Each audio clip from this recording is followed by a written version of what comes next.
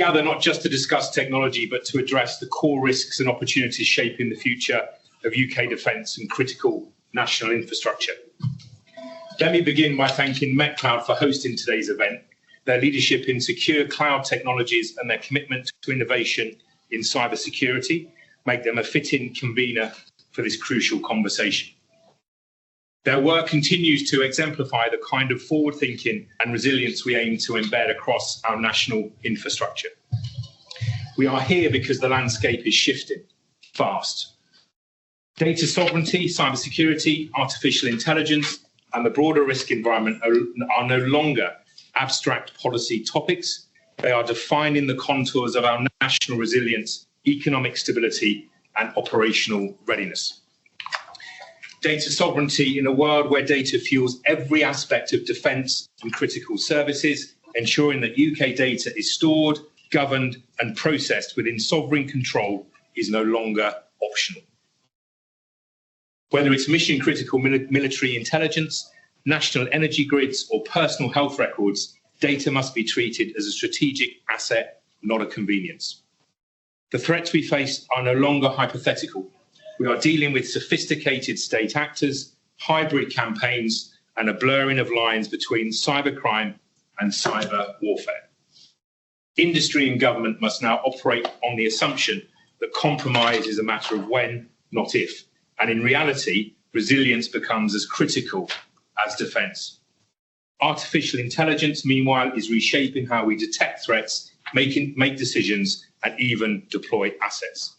But the promise of AI must be matched by a robust framework of governance, because an unregulated algorithm can be just as dangerous as an unpatched system.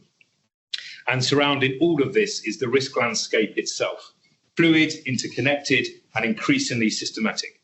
Climate volatility, geopolitical instability, supply chain fragility, and technological disruption are no longer isolated risks. They are force multipliers, and they demand joined-up thinking. This is why we are here today, to bring together the best of industry expertise, policy insight, and technological leadership to chart a path forward that is secure, sovereign, and smart. We must move from reacting to risk to designing for resilience, from passive compliance to proactive sovereignty, from fragmented approaches to whole-of-nation collaboration. So let today be about action, alignment, and ambition. Let us not only understand the threats, but shape the future together. And to move this forward, I'm delighted to welcome the panel we have here today. We have Iain Vickers from McNicol, who is hosting today's event. We have my colleague from the House of Lords, Lord McNicol, who is a trade envoy on behalf of the Prime Minister, but also recently appointed chair of the Nuclear Industry Association. We have Sebastian on the end here, who is the Security, Public Policy and Engagement Manager at National Gas, and obviously that's a very important area which we will explore this morning. We have Sir Alec Shelbrooke, who is Vice President of the NATO Parliamentary Assembly and brings international defence and security insights, engaging with data sovereignty and cybersecurity within NATO's strategic objectives.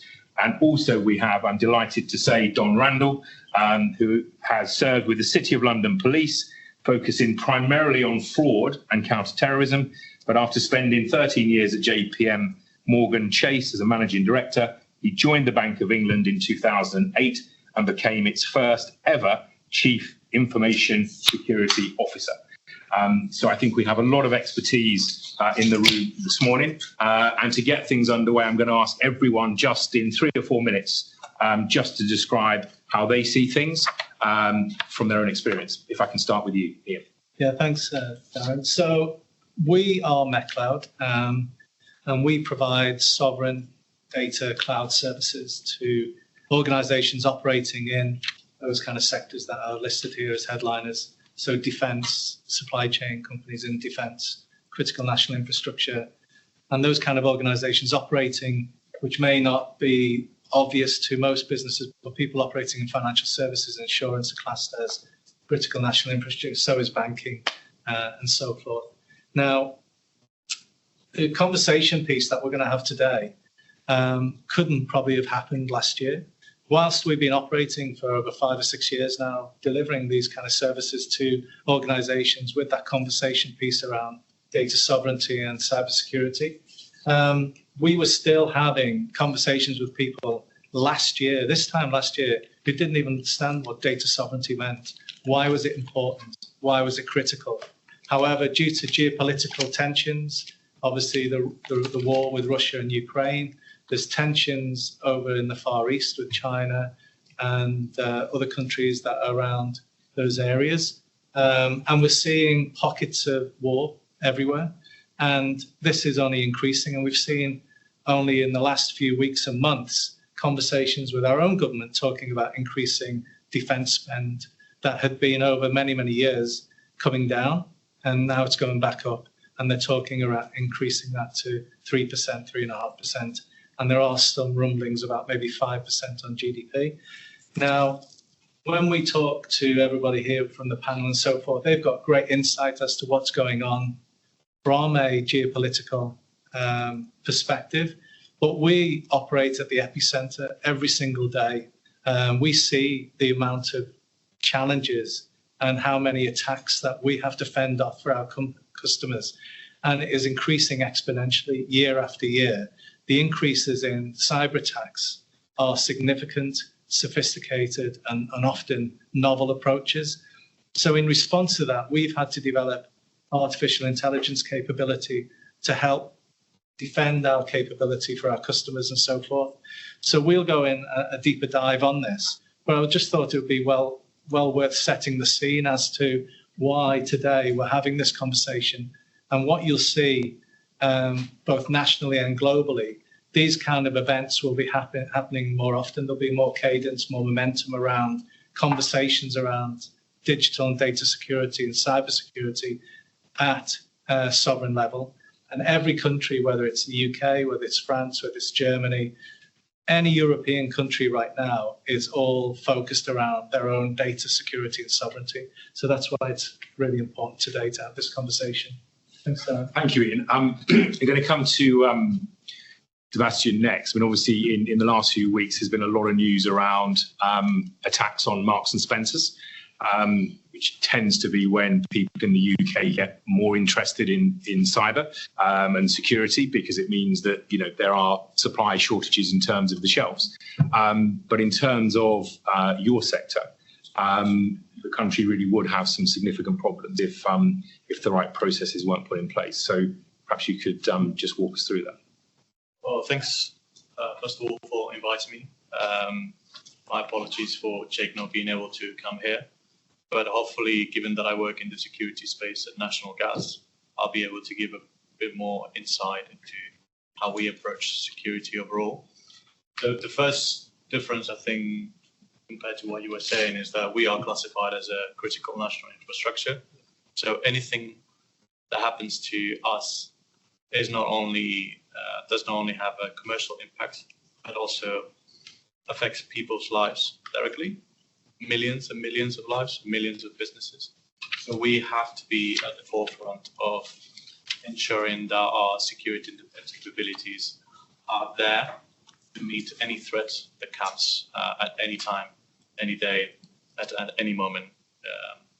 And so we operate mainly, I would say, on 3 areas, and in terms of like how we approach security. So the first one is we really need to understand the threat landscape.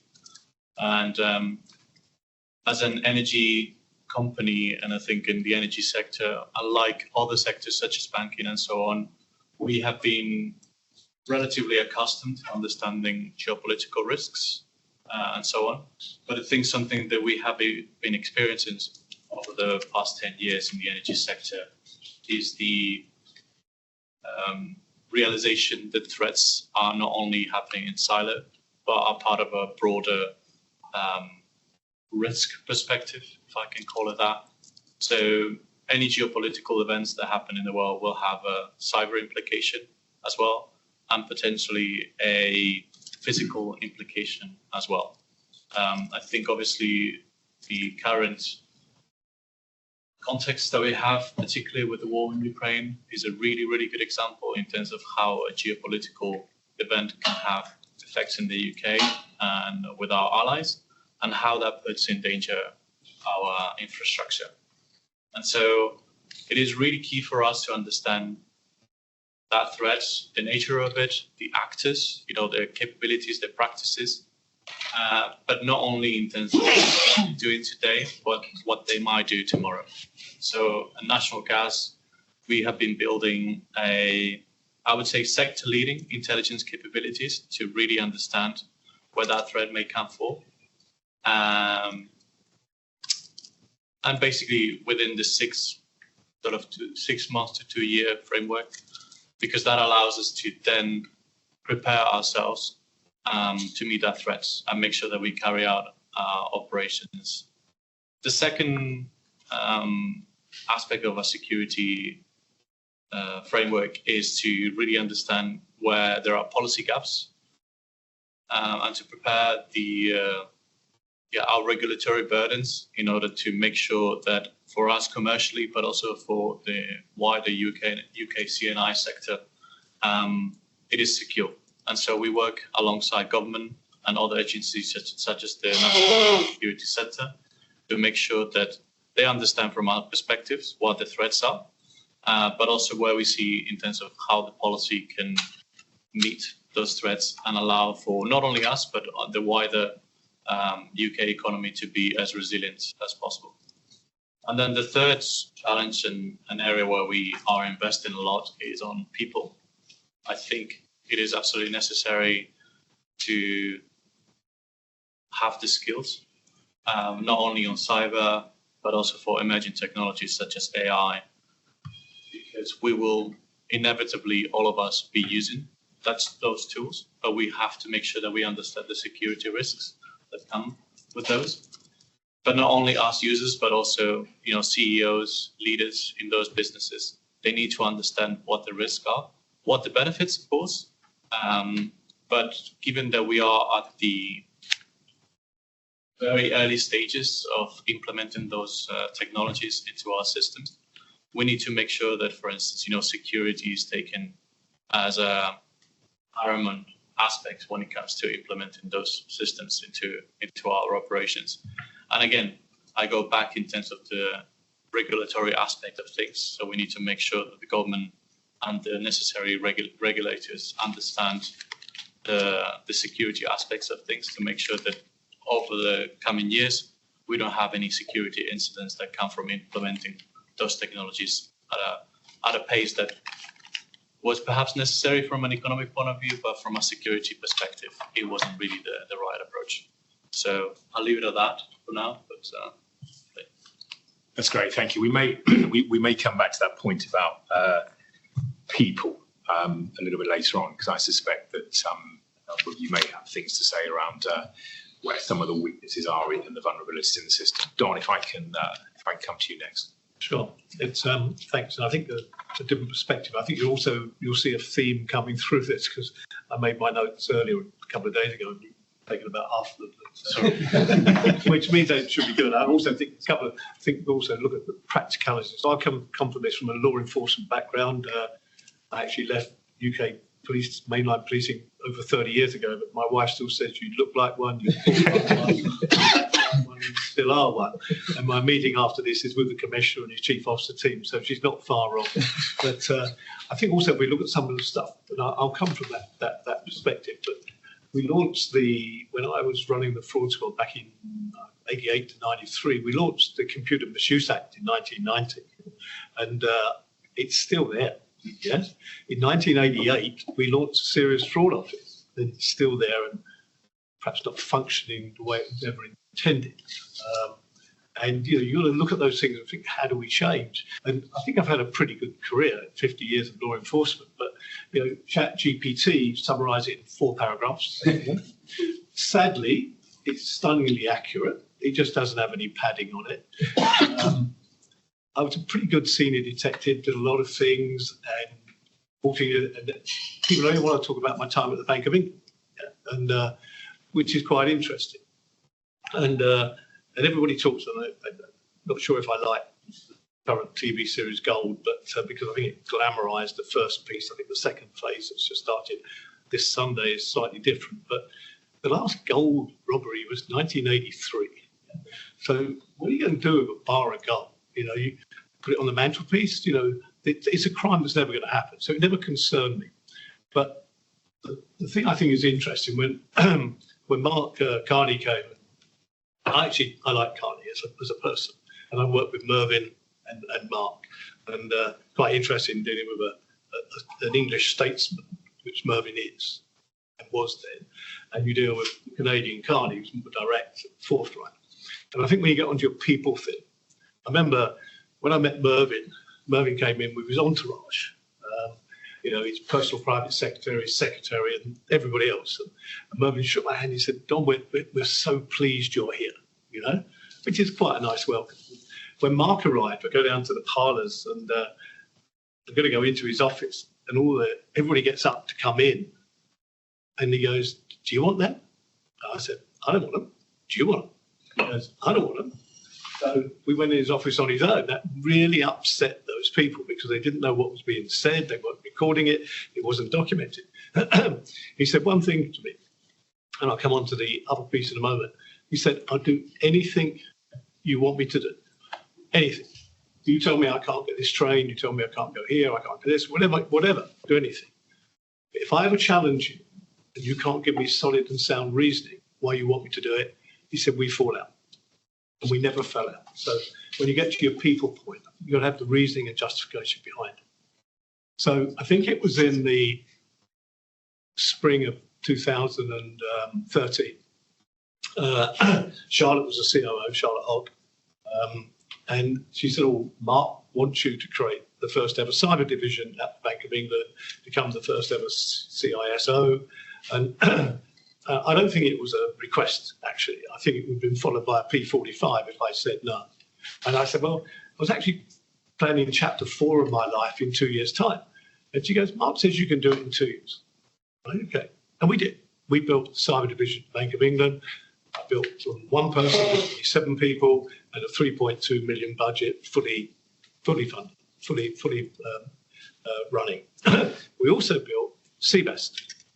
I forget if it was right now. I think we put 21 recommendations to the Cabinet Office about what should be done in respect to the financial sector, safety and security. And they threw 18 of them back to us. And one of those was CBEST. And CBEST is an acronym without any meaning. And the reason is we did have words that went behind the acronym, but we couldn't use them for various reasons. So if you look up CBEST, it actually doesn't have a meaning. Basically, it's threat-led penetration testing. And so if I go back through that time, and you can look at CBEST now, and Iain and I have discussed it over the years, you can apply the CBEST principle, which was originally applied to the 24 then supervised banks. And basically what it says was, if you look at this, and I did a bit of work a couple of years ago in the medical world, what is your principal asset? What's going to hurt you? And if you're a medical insurer, if you lost £20 million, it's not going to make you happy, but it isn't going to break you. But if you lost people's personal, private medical records, you're finished. So that's the primary asset. What's the primary asset? And this piece of work we did, they had 250 platforms of various aspects of their business. I said, right, I want to know the top 5. So they got it down to 12. And I said, no, I want to know the top 5 that are looking at your critical assets to identify what are the platforms, what are the support functionalities that keep your critical assets alive, and then start focusing on those alone. Then, as Sebastian said, look at the threat assessment. There are many companies out there who've got substantial knowledge and ability to actually tell you what's happening, yes? To tell you what's happening. So you've got your asset, you've got your platforms, you've whittled them down, you've put your focus, and then look and see what your third-party responsibilities are. You must treat your third parties the same as you treat yourself. And the third parties, and the third parties. You've got to go all the way down that supply chain because that's the weakest link. I remember when I was at JP Morgan, we were going to put our payroll, we had about 200 people in Moscow at the time. We built that from a 2-person office to a 200-person office. They were going to put the payroll and HR in Moscow. And I went, you've got to be joking. Why would we do that? Yes. And they said, okay, well, we'll put it in Cyprus. And at that time, Cyprus was full of Russian oligarchs and Russian tax avoidance. And I said, no. So look at those third parties. So if you come back to it, principally, and I know my colleagues here will talk at a different level, but when we come back to what Sebastian was saying, what I'm saying is, look at the base level, look at your people, understand who you've got, understand the threat, put your energy and attention where it's going to hurt you most. Use your SOC. Iain's great on SOCs, but that particular the particular insurance company I went to, they had a SOC. They didn't even know they had a SOC intelligence team because they'd done various acquisitions. And I met this intelligence team and I said, how many investigations have you done this year? And they said 70. Okay. And how many were on your prime asset? 0. They've done 70 pieces of excellent work, but of no consequence to the business whatsoever. So understand what you're doing, understand your risk, and then finally, and it may not come up anymore in this, is know how to deal with crisis management. Know how to deal when it goes wrong. Example, 7/7, I was at JP Morgan. Bill Winters is now the chief executive of Standard Chartered Bank. He was the head of Europe at the time. I remember having a meeting with Bill. I said, Bill, you're a great banker, but you're not a counterterrorism expert. Let me make these decisions. It's where my skill set comes from. It's what you pay me for. It's what you pay me to do. Don't even step into that arena because you'll be knocked over as soon as you do. And how many CEOs have you seen go on the media and be completely offsided because they don't have the knowledge and skill set? Make sure you've got a crisis management structure, plan, and advocate who can work on your behalf, because it will go wrong. It will go wrong. But you can try and stop it going wrong. And that's where my principles come from. Don, thank you. So Alec, fairly fresh back from NATO Parliamentary Assembly meetings. Perhaps give us your perspective on this. Yeah, thanks, Darren. I think it's interesting that we've got gas energy, sort of organic energy, we've got nuclear energy, we've got banking, critical infrastructure. And I'm coming across from the point of view of the defence of the realm, really, or the defence of NATO. Just to say that the NATO Parliamentary Assembly was formed 5 years after NATO and became the democratic accountability, does research, feeds into reports. Some of those reports will be discussed at the Leaders Summit when we were doing the NATO 2030 vision of what we need to defend. And obviously time's moved on. I think that we are already hearing about, Russia was specifically mentioned, and we can talk about China, we can talk about North Korea. There are millions and millions of cyber attacks happening constantly on all Western nations, but that is not as simple as it sounds, because it can exist in the grey areas. Okay, so what a lot of these countries are doing, first of all, the best people to enact these things for them are criminal gangs. You cannot link that back to a government. Therefore, from a NATO perspective, you could not authorise an Article 5 defence. But what would that even look like? How great is the risk? Well, the risk is simple. Last year, the NHS was crippled for a day through a mistake on an upgrade to virus software. Microsoft had to move rapidly to patch that. A few years ago, Russia managed to turn a Ukrainian power station into a bomb, and it all closed down.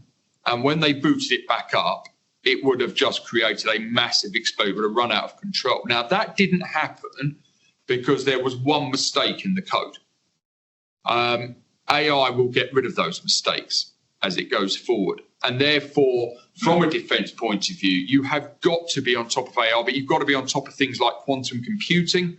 But quantum computing is very much in the early stages, but has exponential growth. I was at some lectures at MIT last year, And I think, we were there as parliamentarians, but I'm a mechanical engineer by background. I think I just about stayed up with what the professor was lecturing about, and he was a very enthusiastic man. And in there lies a worry that you had 30, 40 parliamentarians whose work is the NATO Parliamentary Assembly who were lost, and yet we're the legislators. And I think that actually one of the important things that's come out of the Strategic Defence Review is the recognition of a cyber EM department, or cyber, I'm not quite sure how they're going to pronounce it, which is a whole of force endeavour, that you will actually now recognise that all of the cyber defence of the realm has to be across all aspects, that you cannot any longer work in silos. Because I ask people the question, or I say to people, I believe in this parliament there will be a massive attack on this country from Russia.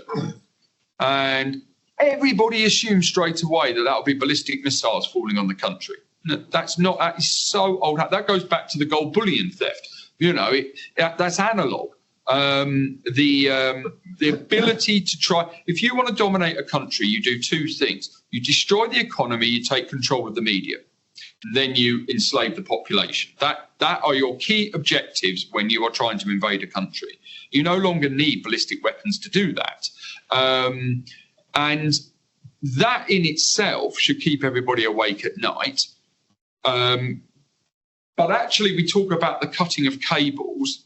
That's the moment that you're going to go ballistic, because to do that is the nuclear approach, because it's all going to be cyber attack. And if you cut the data cables, you can no longer do that to an extent. 95% of data is sent through undersea cables. You can use satellites, but you slow things down immensely. Energy pipelines, that worries me immensely. Again, the Strategic Defence Review has recognised that we have to up our submarine capability. NATO as a whole needs to focus more on maritime for its surface infrastructure in terms of energy, its subsurface infrastructure, again, in terms of energy and data cables. Recently been in Svalbard, way up in the north, where you've got 170 satellite dishes gathering all polar orbital satellites, go across there 14 times a day and get all download, 14 out of 14. You get 5 out of 14 across the equator.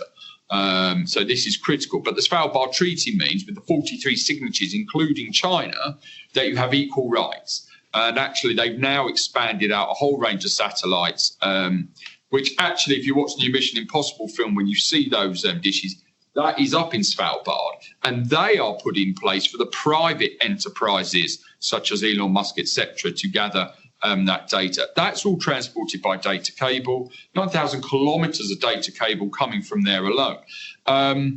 So how do you keep up in terms of that defence posture? Because NATO cyber defence starts in Latvia. Research is happening in Estonia. It's not by accident that the data cable between Estonia and Finland got cut. But there are roughly about 200 accidental data cuts every year. For seamanship, dragging of anchors, they're not all sabotage. And again, that lays into, so how do you identify where the risk patterns are coming from?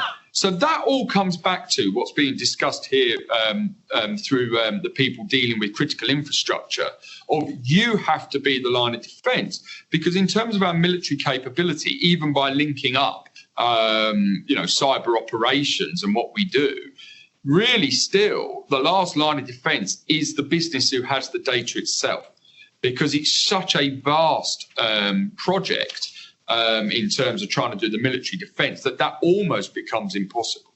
North Korea have stolen $3 billion of crypto since 2017, which has funded their nuclear program. And that in itself will start to cause market instabilities. You now have an alliance of North Korea, Iran, China, Russia. China now are the dominant party over Russia. Russia never let China into the high north.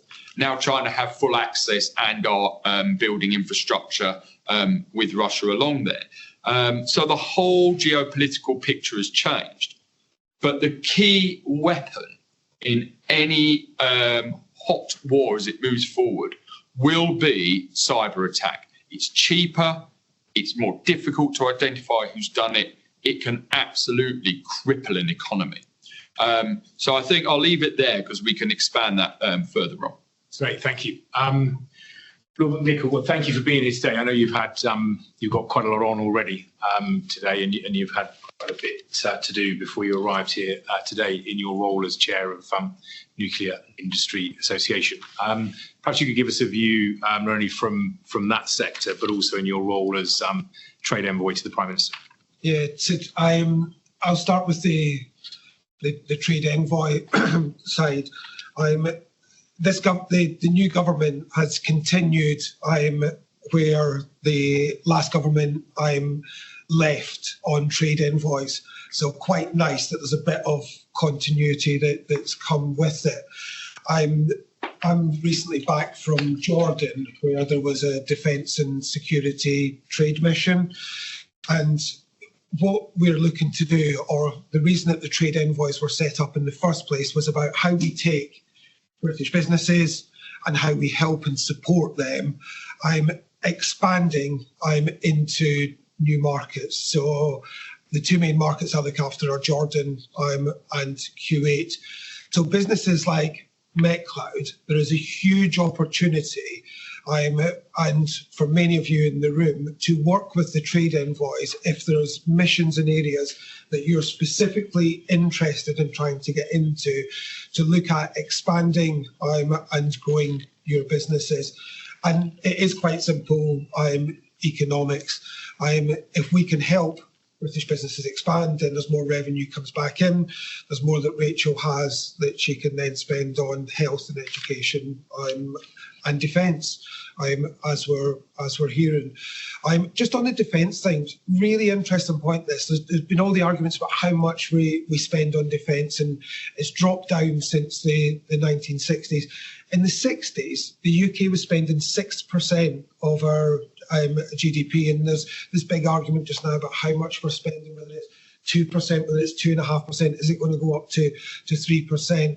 Now, I know that was a very different time, but it does feel, it was analogue then, but it does feel that in many ways, through the issues of critical national infrastructure in terms of attacks coming in, the risks are of a similar level. So actually, that spend is going to very much go into the cyber and the digital protection side.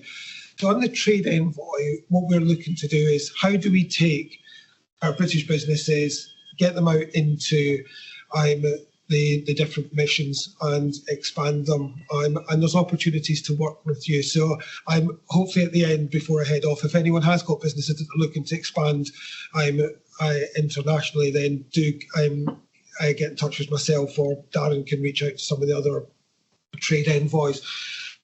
And it is those areas of resilience, of basically national infrastructure and protecting the country. And it's not just the UK, as you see, that is under attack from the nefarious actors.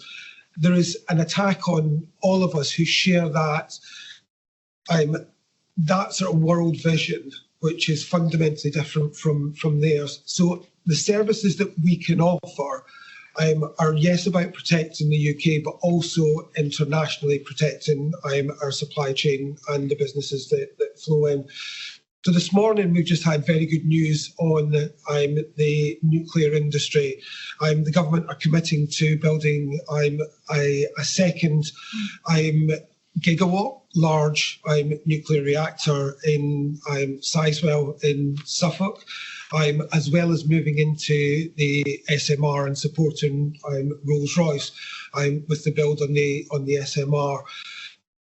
The reason that events like this are so important is exactly as Alec has just said. The attacks that are going to come into the future, yes, are going to be on businesses, as we've seen with Marks and Spencer's, and just looking at the amount of attacks that are happening just now is just frightening, and that's about destabilising. That's about undermining the economy. It's about undermining productivity. But the real worry, and this is where more energy needs to be spent with the politicians across the political spectrum, is those attacks that come in on whether it's our gas infrastructure, whether it's our health infrastructure, or whether it's the wider energy infrastructure. So with the investment that's coming in, that's been put into the nuclear sector, what sits beside that is extra investment that's needed in the protection of that national infrastructure. And that's one of the arguments that we'll be making as part of the Nuclear Industry Association. It's great that we're going to invest and build and develop these new technologies with SMRs, continue with the gigawatts, but what needs to sit beside that is the investment to actually make sure that it is protected and not at risk. And then I'll just finish on data. I sit on the board of a lending business. Every day through the Barracuda reports, we see the attacks that come in on that lending business that's there. What we need through that business is basically more support and more link up, as Don was touching on, with the national agencies to make sure that the protections are in place to stop those attacks happening. So there's a huge amount of opportunity, there's a huge amount of risk that sort of sits there just now, and it's how do we fit those both together to protect the businesses as well as government. And we haven't even touched on democracy yet. So myself and Darren used to run our political parties. I was the General Secretary of the Labour Party. Darren was CEO of the Conservative Party. We held, both political parties hold databases. They're held at constituency level, at Alec's level, but the big one is held at the national level. We had to put in place, and this is where it comes down to the data sovereignty, we had to ensure that information, which is held on every elector in the UK, and then our information on top of that, was held safely and securely inside the UK. I'm not sure how much of our government databases are actually held safely and securely inside the UK, rather than abroad, and we might touch a bit on that as well. Thank you. Sebastian, I'm going to come to you first on the next question that I have. How will the Cybersecurity and Resilience Bill reshape the regulatory landscape for CNI operators, especially in sectors like energy, water and healthcare? Obviously from the energy perspective. So I think as a business we are quite happy with the steps that the Labour government has taken in updating the NIST regulations that date from 2018. I think it's a recognition that the cybersecurity landscape evolves very rapidly, and I would argue as well that we are quite behind in assessing that reality. But at least we are getting there. I think it also shows that we need to, in the UK, we need to make sure that we stay on par with other jurisdictions, such as the EU, that have implemented the NIS2 regulations as well. But yeah, I think it's a good step overall. Obviously, there are still some workarounds that need to happen with DCIT in terms of understanding where some of the measures will fall, and particularly when it comes to the protection of MSPs. But yeah, overall, I think it's going to be quite a good regulation in terms of improving the security landscape in the UK. So just in terms of how it will change, so obviously the inclusion of managed service providers into the regulation and into scope is going to be quite good. I think obviously quite a lot of the discussion will be in terms of what the definition specifically of MSPs will be, and how that will touch some of these smaller businesses that probably won't have the capacity to implement a lot of the regulation that will be coming. As a CNI operator, we are already, specifically as an operation of essential services, we are already under NIST regulation. So of all the changes that will be implemented for the CSR bill, for us, obviously, it will need some changes and quite a lot of investment as well.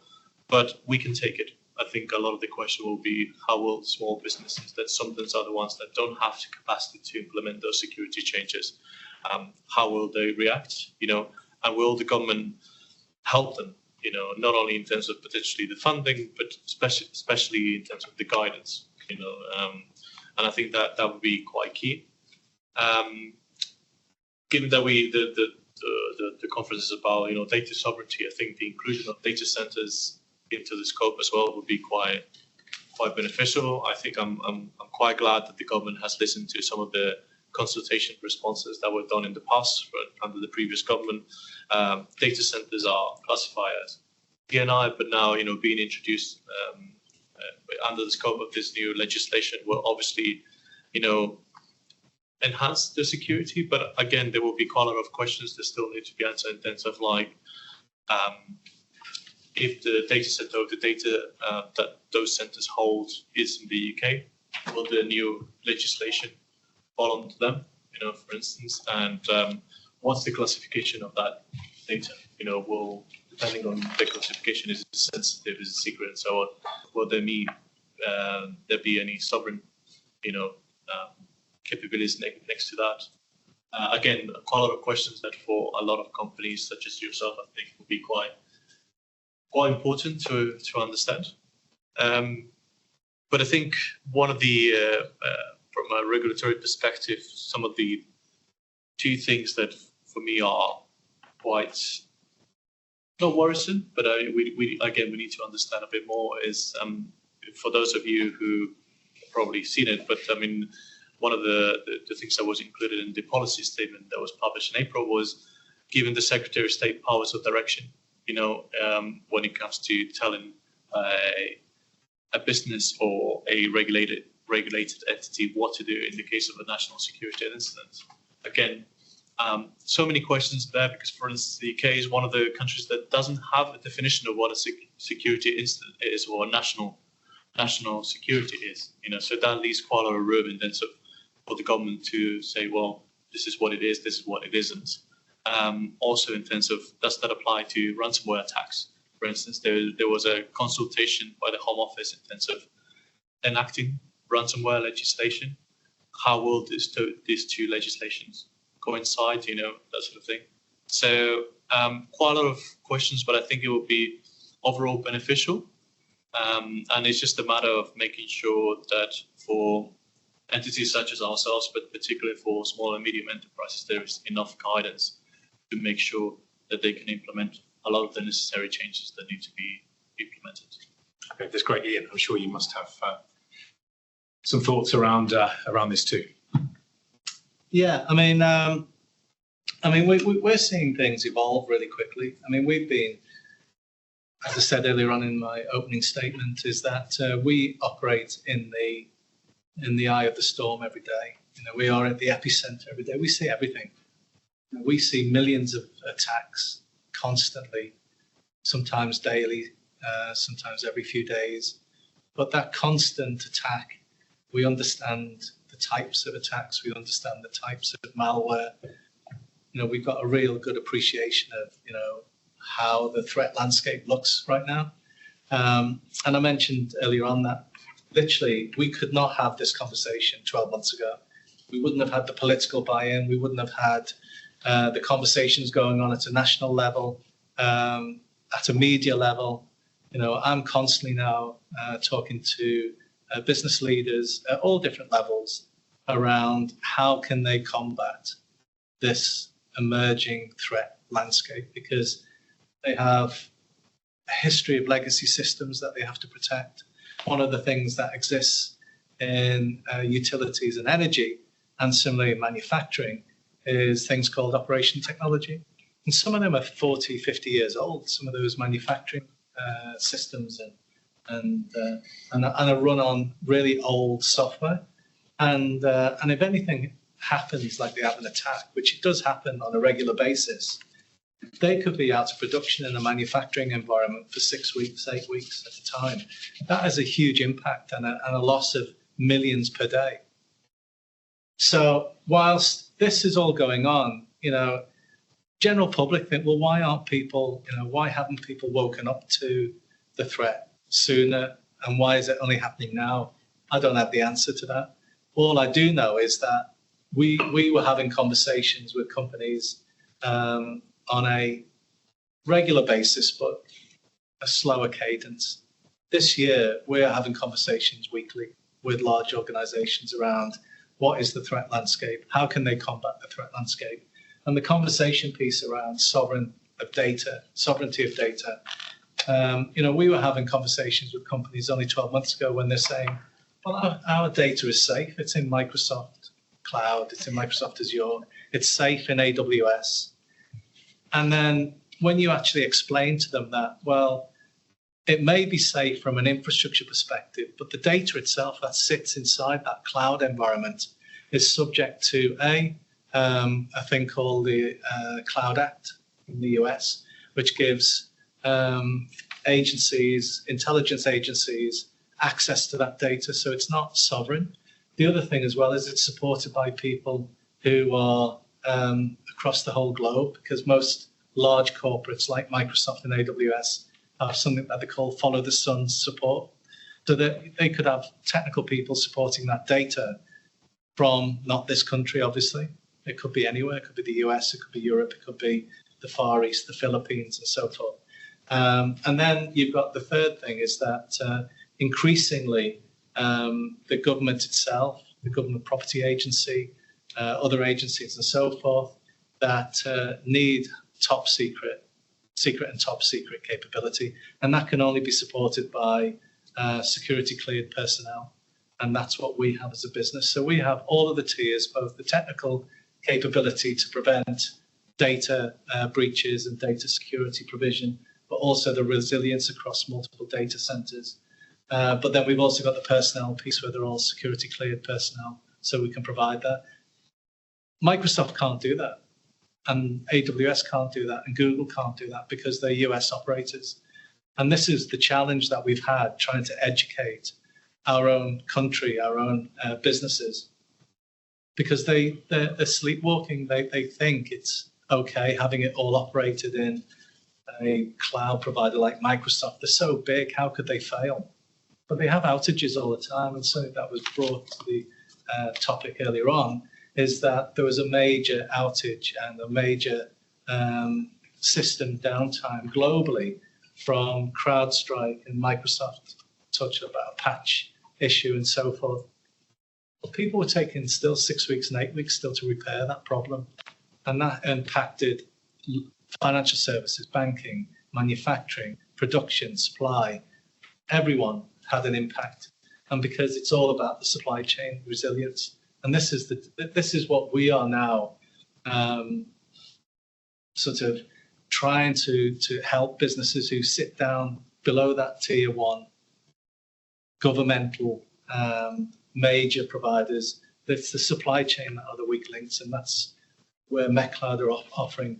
And then I briefly had a chat to Iain earlier on, and we're providing advisory services to other countries like Jordan, Egypt, Kuwait, UAE, Saudi, because those countries have been countries that have operated in, I guess, silos where they've just operated having their own systems, their own on-premise systems.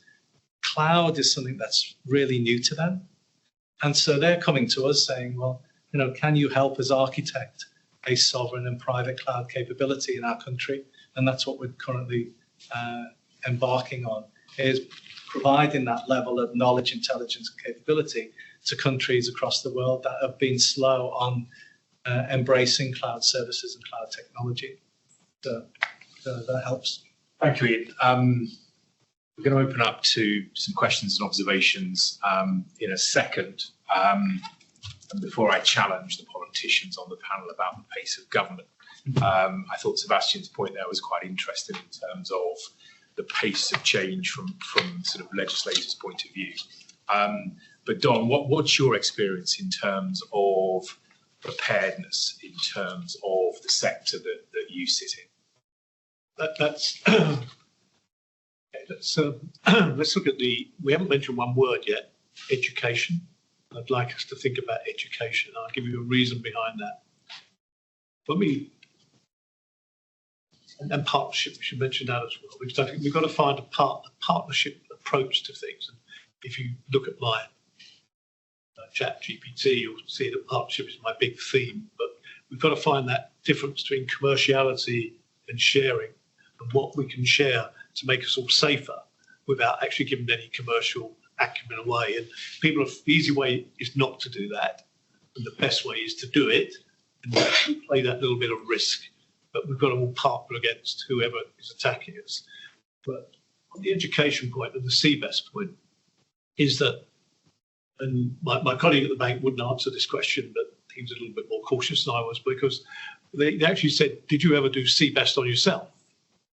And Andrew said, well, I'm not in a position to answer that. But I did a panel session, said, yeah, I'm happy to answer that. We did do CBEST on ourselves, and we're better for it. And that's the reality. In this room, if 8 out of 10 meant you got detention and 10 out of 10 meant you went to jail, we were 8. I had 8. And before I left, having built the team, built the CBEST, we got ourselves down to 4.5. And we did that through education. The education has to come from the top of the house. Now, whether that's government or it's Mark Carney, we actually built cardboard robots, cyber robots. They were about 8 foot tall. Yeah, quite impressive. Yeah, and the biggest challenge at the end was people wanted to buy them and take them home to their kids. Yes, so but we had a cyber week. We had education. It was quite glitzy in the Bank of England, but education. But going with that, and this is where a lot of financial organisations fall over sometimes, you've got to have someone to respond. You know, a terrorist attack, you know, they don't work 9 to 5. They don't have a structure of working. You can, you know, my philosophy of security is it's got to work at 2 a.m. on a Sunday morning. That's the most critical time, 2 a.m. on a Sunday morning. So if someone discovers something at 2 a.m. on a Sunday morning, have you got someone in your organisation who can respond to that discovery? And if the answer is no, then everything you do is going to fail. Because if you don't respond, they'll never tell you again. They'll just go, what's the point? Yeah. So I think 3 things: education, partnership, and response, which builds into the factor you mentioned earlier about resilience and recovery, because it's the 3 R's, isn't it? And resilience and recovery are the reality today. Yeah. Because the prevention doesn't always work, but resilience and recovery. And the sooner we share, the sooner we identify, we do that. If you look at basic policing, basic crime, I mean, like the current Home Secretary wants more police officers back on the streets. I actually do agree with that. What they do is more important. You know, it's what you do with them when they're on the streets, as opposed to just having them on the streets. But we've got to build in that working together and not be frightened to share. What was the expression we used during the Olympics on counter-terrorism? Dare not to share. You're going to get more criticised by not sharing than what you would by sharing. That's my thoughts on that. Thank you. So, Alec, you've obviously been the government minister. You've sat in the House of Commons with Conservative governments, obviously more recently a Labour government. Would you accept that criticism that sometimes governments of all persuasions are always just slightly behind the curve when it comes to regulations? Oh, absolutely. And I think that there's an interesting conversation now has to take place. There is legislation going through the House of Commons on the data bill, etc., and how we structure, how we move forward and what the protections are. Do we want to have the traditional society where the public are fully informed of the legislation that governments pass, that they can vote on that in general elections, that we are fully accountable to the public, because the people attacking us don't need to worry about any of those things. They can just do it. So, as we all know, we've always had the intelligence services, but I think a lot of people will have heard the phrase, we do the unquestionable things so that you can sleep safely in your beds. Does that now need to move into this new domain?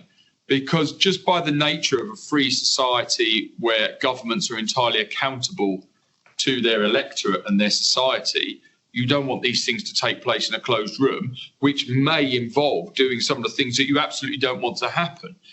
And that's not a conversation that our society is ready to have yet. We were chatting earlier on.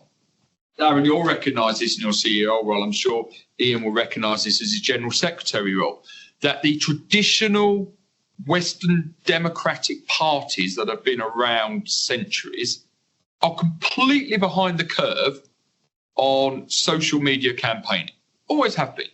You know, first of all, Twitter comes along and we're like, right, we've all got a campaign on Twitter. I was a candidate who hadn't been elected when that one first came along. And, you know, we were learning about that. And then Facebook comes along and we're learning about that. And what happens is the generation in their 20s who buy into this, it moves forward. Something comes in underneath it. So now you've got TikTok.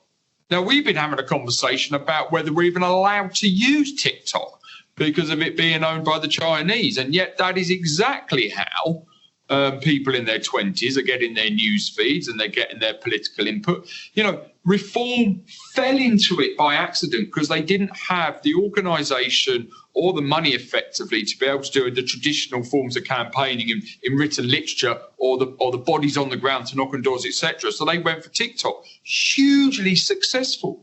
You know, one of the biggest cohorts of voters they've got are males 18 to 30. And that's because they've got that information off there. Now, that's fair enough. That's the democracy working in. But now extrapolate that to your threat actors. You know, I'm sure you've all been able to look on YouTube. So, right, so you take the rock band Queen. Freddie Mercury died in 1991. But I can quickly Google Freddie Mercury singing a song completely believably that was written 25 years after his death. Okay, and that's done on a kitchen table. You know, this is the point with AI, with quantum computing, things can be developed that are utterly convincing and to be able to get in there. And you then have to come back to the question of stop thinking about what the economic advantages may be to attack a country and start thinking about an autocracy that doesn't want a democracy to exist. So it is not about, can I take over the sovereign wealth? Can I steal that money to build nuclear weapons? Can I do those things? It's about, I will remove my opponents. Because some of these things don't make sense. You know, by instinct, humans only have one instinct, which is survival. And if you break that down further, there's only three things that humans are scared of. They're scared of the dark, they're scared of the cold, and they're scared of hunger. They're the three things. Take away those things, society collapses in 24 hours. And there's, you know, you've got shortages on the shelves in M&S, but you can go into Morrison's, Sainsbury's, etc. So people haven't quite fathomed just how quickly their food supplies disappeared because it was focused on one business. Now, you get that right, and you can remove the food stocks. You literally cause anarchy on the streets. And so the question becomes, do we live in the traditional sense that governments pass legislation, that we have to defend that to the public? Because a piece of legislation takes 9 months to get through the House of Commons. Or do we legislate to say, actually, we are going to hand this over to a secret government organisation, which we will have a body like the Intelligence Security Committee to oversee, but you are never going to know about it. And there are plenty of people who complain about the activities of MI6 and MI5 now, just in the analogue world. Society, I don't believe, is ready to answer that question yet. Okay, that's a pretty full answer. Finally, before we open it up, Iain, governments need to move a bit quicker on these things? Yes. Yeah, they do. For many of the the reasons that Alec has just talked about. I don't have TikTok, and if I had a phone which was provided by Parliament, I wouldn't be allowed to download TikTok onto it. Yeah, as Alec has just said, so many people now are getting their news, their data, their conversations through TikTok. But it's even more important than that. They're also getting their financial investment information through social media as well, and often through TikTok. So there are some really big questions that haven't yet been answered by governments in terms of how we deal with it. I was looking through some of the statistics, and many of you will know these, right? Iain, you were talking about the data sovereignty. 90% of UK data is hosted in data centres that are owned by foreign-based companies. So again, going to your point about Google, AWS, and Microsoft. Now, do we want that as a country? Is there a problem with that? Depends what the data is. If it's a Facebook account, which I don't use that much now, probably doesn't matter. But if it's my bank account details, or it's details of my health records, do I want them to be held and to be hosted by foreign-owned companies? And I don't think either as individuals, as a country, as a society, we've had that, or as politicians, we've had that full debate yet. The other one was about the legacy systems, and Iain touched on this as well. The UK public sector operates with 228 legacy systems, many of which are outdated and unsupported. Now, to bring those legacy systems up to speed, to get them protected, whether it's as critical national infrastructure, whether it's just as data centres that hold information on us, whether that's at local government, whether it's at health, or whether it's central government and our taxes, that is all going to cost money to do. But what's the cost of not doing it? And you look at Marks and Spencer's, the website is still down. How much have they lost in terms of sales, in terms of trust, in terms of brand, brand loyalty, and actually brand perception? And it's those areas that we need to move further on and quicker on, and we're just not there. So I'll finish with one stat, which is probably the most frightening one. Around 1 in 3 of the cybersecurity roles in UK government remain unfilled. And maybe it's one of the questions, we haven't had a chance to touch on it too much as a panel, but it's about the people. Where are where's the training? Where's the universities? Where's the work or the support that's been given to our universities to drive and to make sure that we have the people to fill these roles? And that's before we even talk about quantum. We are not building a quantum computer in the UK. Quantum are building one with the Australian government. In Australia, they're building it with one of the American universities in the US, and the Chinese are working on their quantum computer. Neither the last government nor this government has. We've invested in the big computer in Edinburgh. I'm not quite sure what it is if it's not a quantum computer, but it's not a quantum computer. And we need a quantum computer to create the passwords and the passkeys and the passcodes to protect against the attacks that will come as soon as quantum computing is up and running. Now, it is, I don't know, it'd be interesting if anyone's got the sort of timescale, 3, 5, 10 years away, because they don't actually exist yet. But they're coming, and unless we invest in it, we will be left behind. Or at risk, we'll be at risk. That's the safest way. Thank you. That feels like the next event, Iain, in terms of quantum computing. Questions? Go Chandler first, and then you, and then right to the back. And the good news is there are microphones above you that you can't see, so you don't need to shout. Thank you very much, and thanks to the panel.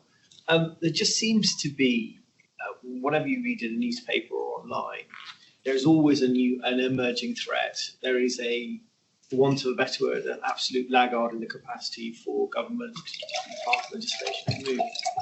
But the piece that keeps reoccurring seems to be right.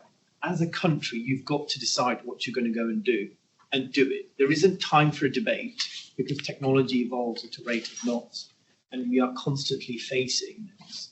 So at what point do you see as a panel, government just says, okay, look, this has to be a cross-party initiative. It cannot continue to be siloed. And the debates whether we should have a quantum computing capacity or not is not a debate, number one. And number two, as a result of, let's say, the lack of that, where are we today if you're to be objective in our capacity around data sovereignty, resilience, and critical national infrastructure? Where are we in the league table? Not what we read in the paper. Where are we actually in that league table? Don. Let's take a few of the questions just to. Yeah, we can do. Yeah, do you want to go next? Okay. I've got a question, and I've got two questions, and that is, okay, we know that whatever the case may be, we're going to be attacked. There's a possibility that we're going to be attacked, and so it's about recovery and resilience. And what concerned me was something about the insurance, cybersecurity insurance. I found out that Marks and Spencer's, they are going to lose about 300 million, and they're only insured for 100 million. So I don't know what we need to do in terms of making sure that we have adequate cybersecurity insurance organizations. I'm not even sure whether the government has cybersecurity insurance. The next thing is about quantum computing. When it does come, which having a conversation with somebody from IBM, that is 2029. Like us in the UK, we need to actually start implementing cyber friendly. Is it not friendly? But we need to start implementing quantum safe algorithms, and we need to start that now. And I've also found out that when it comes to our quantum computing startups, most of them have to actually get funds outside the UK. There was a lady who raised 100 million. 50 million was raised in Japan. Why are we allowing that to happen? Why can't the government, provide the quantum infrastructure? I know that it's going to be expensive, but we shouldn't be relying on other countries to provide us with funding. I've just found out that another quantum organization has sold to an American company for 100.1 billion. So that is the knowledge that we have going to someone else. So what are we doing about that? Great questions. The back. My name is Biju Menon. I'm founder investor. I have a couple of things. Firstly, on Lord Iain mentioned about the problem on quantum passwords. There is a British company I'm dealing with on the investment side who actually can create passwords without quantum computer, but using quantum physics. I thought it was a really good innovation. They're from the Cambridge Oxford Circle. Triangle, they say, right? The other point is about I was a founder. I'm still a founder for a different company. I've gone through the building from nothing to something, so seed, growth, scale. And as a founder, the priority is never cybersecurity. There are other things that we feel more important to grow the business. So it's always an afterthought. My previous one was the HR Techs. We took the data security as a priority to protect people's data, but not cybersecurity. But then when GDPR regulation came, we invested to make sure we have infrastructure to protect the data. So what I'm trying to say is a regulation can let every businesses, irrespective of the sizes, take steps and invest people, resource, and whatnot to build that layer. In my view, because of geopolitical situations and all of the things that we discussed, I think it's probably a good time to look into having that default mechanism to be put in place in organizations, maybe one with one overall revenue of, let's say, a 1 million, which is where an attack should be looked into as an imminent or potential, where regulation will ensure all companies will have a basic structure, just like the AI Act that's coming up, of cybersecurity layer built in and upgrade with the increase in revenue.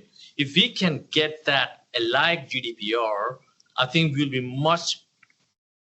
in a better position, so to speak, in order to protect and also bring the knowledge across industries, because not many organizations even talk about cybersecurity, right? Because it's not prevalent, it's not the thing that you talk about. So that's kind of my sense, being in the ground layer, building a business and thinking about cybersecurity. Great questions. I think Sebastian sort of covered some of that off in terms of those smaller, medium-sized businesses. And I can tell you from experience, there is something pretty terrifying when you take a call from somebody from the security services to say, we'd like to see you. We are slightly concerned about the process that you're currently running.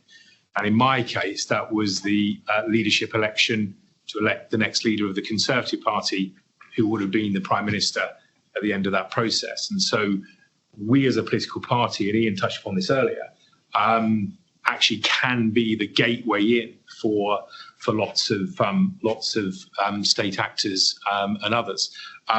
Don, I think you want to kick off in terms of... I'll come back on this, if I may. Thanks, Darren. On the insurance side, I made a big mistake about 6 years ago. I think it was Selfridges. If you have a kidnap and ransom insurance, and you let people know you've got it, it null and voids the insurance, right? That's a fact of life. Why do people say they've got cyber insurance? For the bad people, if they know you've got cyber insurance, they know they're going to get something, no matter what. So that's the first thing. So let's tighten down on that knowledge of cyber insurance. It's no different to a kidnap and ransom when you get it. It's the same process of negotiations. You need 3 people. You need a commercial person, you need a lawyer, and you need a hostage negotiator. For the hostage negotiator, the A to Z of hostage negotiation are the same as the A to Z for cyber negotiation. So that's what you need to start thinking about. Don't let people know you've got it. If you're just opening the door for someone to say, I'm going to get $1 million no matter what, yeah? Whether it's 100 million or 300 million, I think is a different discussion, a different arena. Get the team ready or have access, depending on the size of your organization, the risk, the threat assessment. Do you have a team that can activate within 1 hour? Appropriate lawyer, commercial person, hostage negotiator. That's your pre-planning. So regarding insurance as well, I would recommend that you look at the Home Office proposal for legislation on ransomware. So the first proposal is to ban CNI from making any ransom payments whatsoever. So, and the second and third proposal is also preventing any kind of business from paying ransom as well, because it goes back to the whole incentive for criminals like that. Now, obviously, it's just a proposal, but you could see that a lot of those regulatory changes will have an impact on the insurance as well, because as a CNI, if I'm not legally allowed to pay any ransom, then what happens on the insurance for cyber? So that's just one area where I would, I would look at if I were you from insurance perspective. I can just touch on, given that we're on quantum computing. So I don't know if you're familiar with the term PQC, post-quantum computing. So it's one of the latest ones in terms of like where we need to move in terms of the encryption as well, particularly given that a lot of the forecasts in terms of where the quantum computing will come are as early as 2029, but also as late as 2050 or 2070 as well. So nobody really knows. I think it's like the whole artificial general intelligence as well, when it will come. But one of the things that we are advocating for is that PQC and quantum computing, despite us not having a quantum computer in the UK, is one of the areas where there is quite a lot of expertise in the country. And we should use that in order to get ahead and to become world leaders in terms of how do we work with our allies in implementing some of the policy measures to enhance the security of everything that we'll be using for post-quantum computing as well. If you see at the EU level, for instance, the European Commission has already called for member states to have a roadmap in order to implement and to find out the systems where they could implement post-quantum computing to enhance the security, because it will come at some point. You know, it's inevitable. And particularly when it comes, for instance, with AI, you know, there will come moments where you will need to restrict the access of certain people to certain data that is produced by AI. Post-quantum computing and decryption that will come from that will be one of the tools that we can use to enhance the security of that data. So I think in the case of the UK, and particularly the expertise that we have through the National Cybersecurity Centre, we need to take advantage of that, you know, and improve and enhance the security of the UK, and hopefully that will happen. I don't know with this government, but over the next 10 years or so, I hope that we will see some progress on that. I'll just pick up 2 points. One about the funding, and then about the cross-party, because that's quite an interesting one. It'll be interesting to get Alex's take on that as well. The British Business Bank and British Patient Capital are government funds. So Quantum Motion, which is one of the UK firms that's looking to build a quantum computer, actually not that far from here, got funding through the British Business Bank. So again, if you're linked into any of these newer technologies and looking for funds, it's one of these things that I've run through both governments. So it's British Business Bank and their subsidiary British Patient Capital, BPC, that do the funding out. It's worth having a look at them. So there's opportunities. What we haven't seen, and this is a bit that worries me a little bit looking at it, is I think we need a more central government approach to the quantum computing question, and actually support in terms of building it, because it is expensive. But Sebastian's right, in terms of the time frame, we're not quite sure. The cross-party argument it is a good one, and we hear it in a number of areas. This issue is too important to be a political football. The reality is, outside of Prime Minister's questions, whether it's through the committee structure, which is cross-party, whether it's through the all-party parliamentary groups, which have to be cross-party, whether it's through the detailed discussions on legislation, often at committee stage with experts, especially in the House of Lords, in specific areas taking part, but in the House of Commons, people who've got a specific interest in it, is far more collegiate, probably the wrong word, but is far more respectful and engaging and positive than most people see on social media or on the news. Because a bit of a punch-up is far more exciting. People shouting at each other is far more entertaining than actually sitting down and making some really difficult decisions. I'll leave Alex to talk a little bit about the NATO group. There are very knowledgeable and good people who understand critical national infrastructure, cybersecurity, data security. I'm on both sides of the House, and who understand it.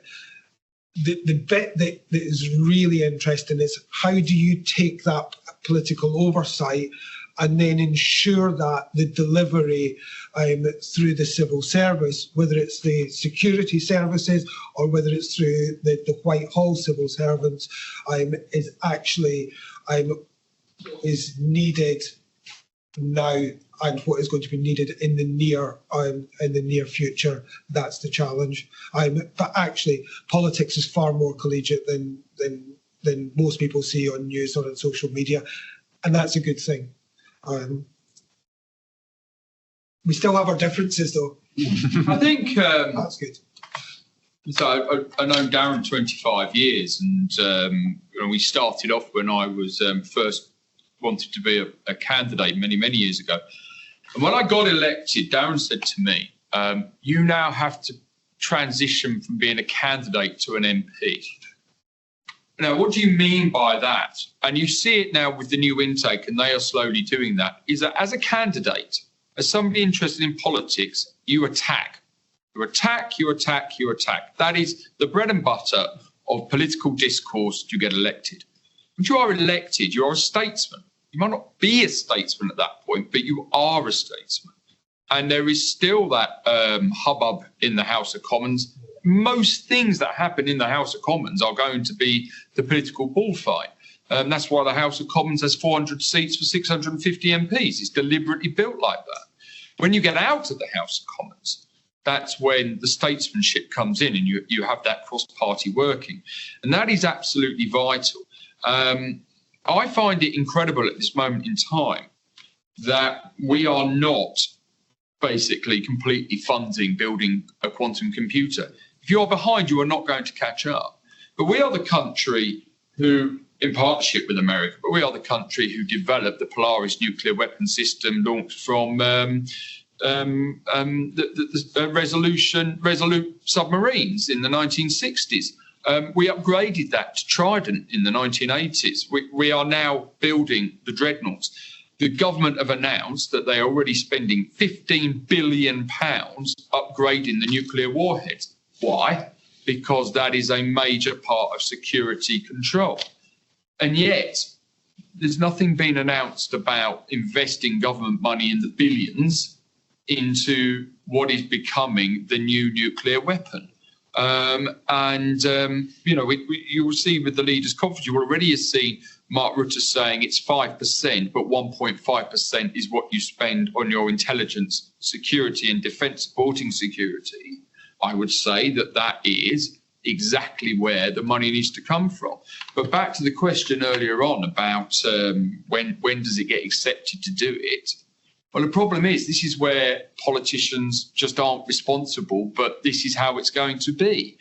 This is not a party political comment that I'm about to make, but we had a general election where the argument was Tory party let the economy go out of control and had 11% inflation.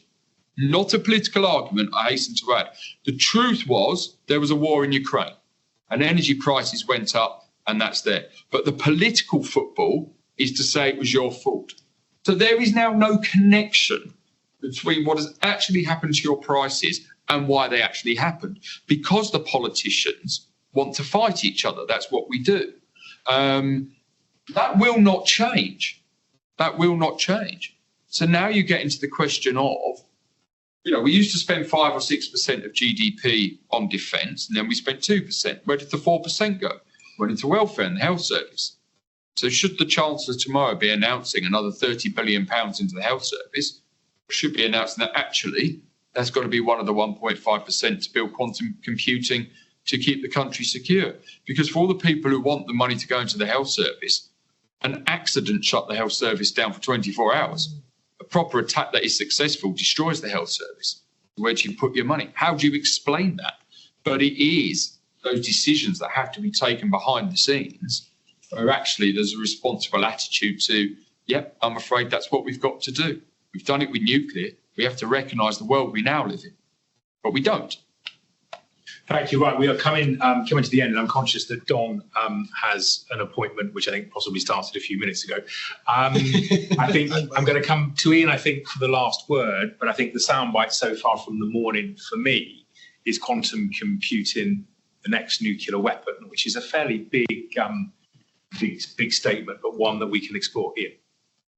Yeah, very quickly. So quantum computing is obviously something that everyone's talked about the last 20 minutes or so. But we've still yet to fix all the problems around cybersecurity and AI. And we as a UK capability, because we do not have the financial wherewithal or the financial capability to compete on all fronts. We have to fix, this is my belief, I'm not saying this is what we should be doing, but my belief is that we as a country should be fixing the basics first, because we've got control of that, we can do that, and it won't even cost lots of money. It's all about policies, procedures, and implementing some systems that don't cost a lot of money. From my perspective, the government, any government, should be imposing better regulation, because to Don's point, when he said that they did a review of the cybersecurity posture, and then 8 was detention and 10 would be prison. With all due respect, most of our industry would be in prison. Thankfully, there's not enough spaces for them. So we are in a really bad situation right now from an industry perspective, but we can fix it really quickly. But we need better regulation, and penalties need to be imposed on companies. Company directors will not do anything unless we change their behavior and they risk going to prison or they risk huge fines. Now, I know it might not be a politically acceptable, or it's a bit difficult to maybe do this, but we have it for health and safety. If a company steps out of line and has a really poor health and safety environment and somebody dies, a director can go to prison, and many do. Why isn't that the same for cybersecurity? Because actually deaths happen, and it actually has a bigger impact, and that's what we should be looking at. We should be having a more rigorous and regulatory environment around cybersecurity for all businesses, for all organizations. And one point, our most poorly defended environments are local authorities. They are woeful. They get attacked all the time. They are paying ransom all the time. That's our first port of call. You know, we should be protecting our local authorities better. They should be better equipped or have a better mindset. It doesn't always need money. It needs better mindset, it needs better thinking. And then it's a layered approach, and we have to fix all of that. But all of that can be done really quite simply. Iain, thank you. Thank you for that. Thank you for hosting today.